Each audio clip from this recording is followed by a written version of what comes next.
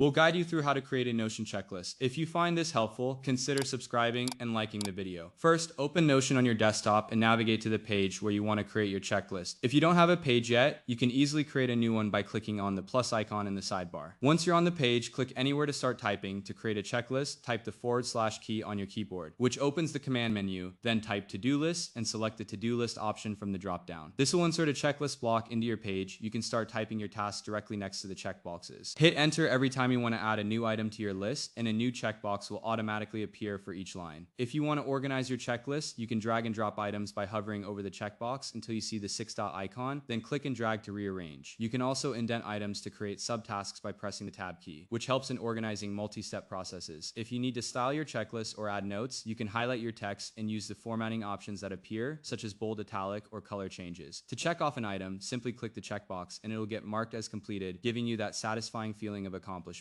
Notion automatically saves your changes, so you don't have to worry about losing your work. Now you're all set to create efficient and organized checklists in Notion. Don't forget to subscribe and comment if this helped you out.